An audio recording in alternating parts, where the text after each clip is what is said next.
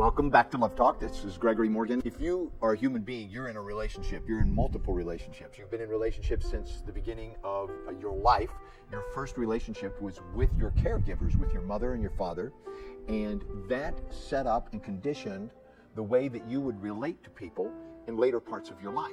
However you learn to relate to your mother and your father set the model for how you related to your sisters and your brothers, and then your friends and cousins, your bosses and workers and co-workers and employees, and then the erotic relationship, the opposite sex relationship involving sexuality and intense emotional connection on a physical, mental, spiritual, and emotional levels. When you merge consciously your energy with another human being, it is possible to fall into a kind of illusion that then later, as the illusion dispels and reality begins to show up, we say we fell in love, and then we say we fell out of love, or that the love went away.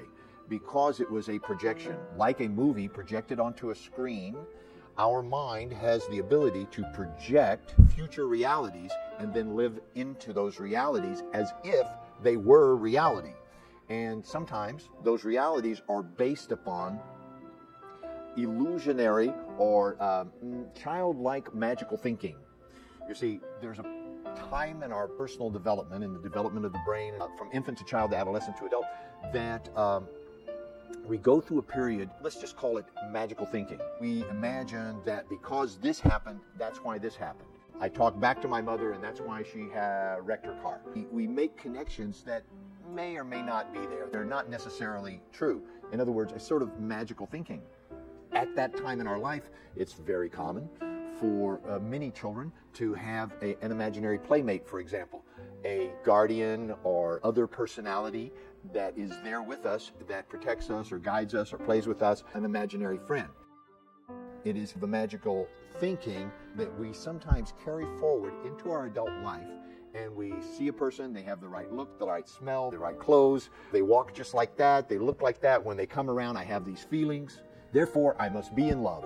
And so we project onto this human being that has all their flaws and their imperfections and their own baggage from the past and their own emotional hang-ups and challenges. And we project onto them an aura, if you will, of perfection. Like they can do no wrong. You know, they say love is blind.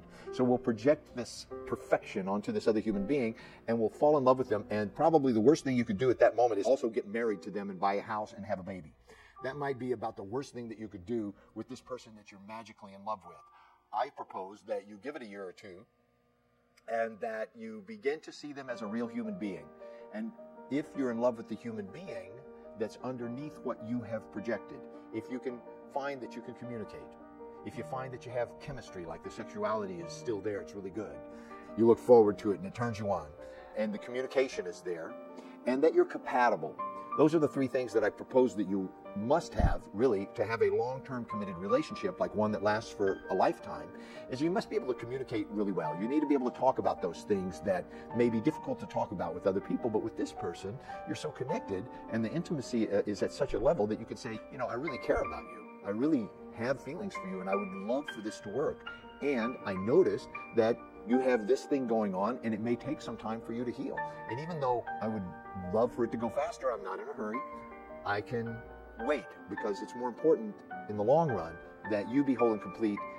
This kind of communication is very intimate communication. It's whole, honest, and complete communication. That is absolute necessity for having a long-term committed relationship. Without that, you could have all the chemistry in the world. The sex could be great. But if you don't have intimate communication, whole, honest, and complete communication, then it's just a question of time that relationship will come to an end. The third thing, so I said communication, chemistry, and the third one's a C also, so it's easy to remember. Compatibility. You must be compatible. If you look compatibility up in the dictionary, it will say something like this. Two different things.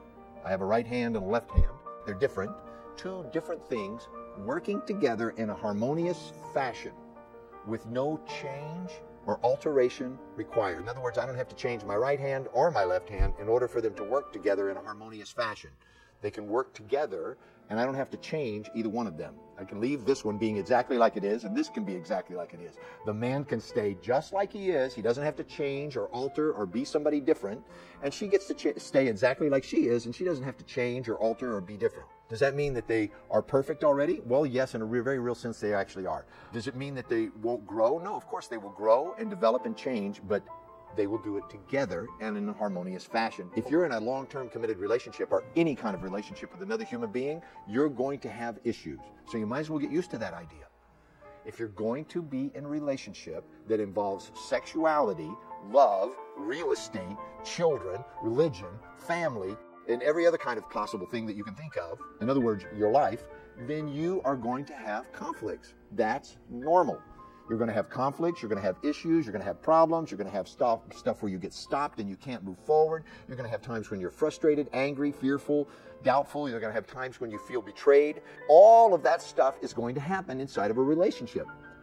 Now, that's not bad news. It may sound like bad news. If your life is all about never being uncomfortable and always being everything's easy, then yes, that's bad news for you. And unfortunately, we have grown up with the illusion that it should be easy. You know, it should be difficult. If it doesn't work out, I'll get a divorce. Never mind that I have 3 kids. Never mind that it'll ruin their life and that they, in turn, will be almost certain to get a divorce later on because that's what they learned from their parents. If it doesn't work out, I just get a divorce. It's not important. We live in a world where being challenged is not considered a good idea. I'm telling you that being challenged causes growth and development. That's why we call the company Embrace Growth. And that's why we do workshops. What is work? Work is a challenge. Work is difficult. Work is uncomfortable. Maybe it's not the best sales pitch in the world, but if you come into one of our workshops, you will get uncomfortable. You will experience emotions that you don't normally sit and examine. You will be asked to look at things that you wouldn't normally be asked to look at. You will be asked to press through things that you wouldn't normally challenge. It's easier to go watch TV or have a beer or surf the internet or play a video game or read a book.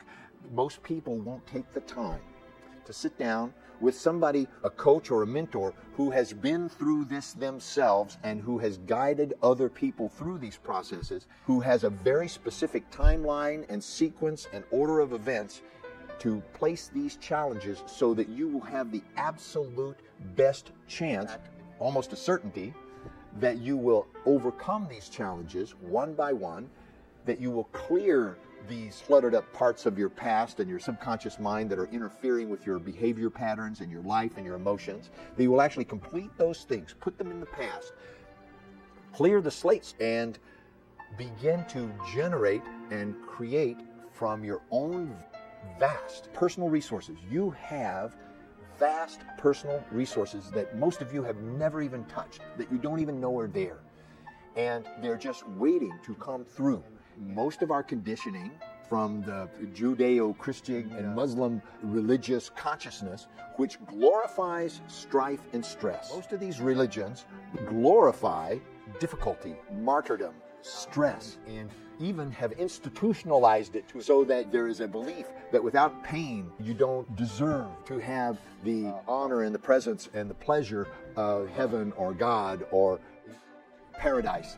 Those have been so encrusted into our nervous system that we've been raised by people who have these same beliefs, that we have taken on believing and living in a way that actually engenders, causes, or creates, or projects into the future more strife, more challenges, more dysfunction, more pain, more suffering, and more disability, because there is this subconscious belief in the background that that is the path to happiness. I hope that when I say that, you can hear just how absurd that idea is. I hope that when I say that, you can really let it get into your bones that the path to happiness is not through suffering. The path to happiness is through happiness. The path to fulfillment is through fulfilling yourself. The path to being fully self-expressed is through expressing yourself. The path to love and being loved is through loving. The path to being connected and belonging is through getting connected, communicating and being connected with other human beings, and belonging, causing and generating and creating your own belonging in the world. You belong here or you wouldn't be here. It's impossible to be here in this world if you didn't belong here. Think about it.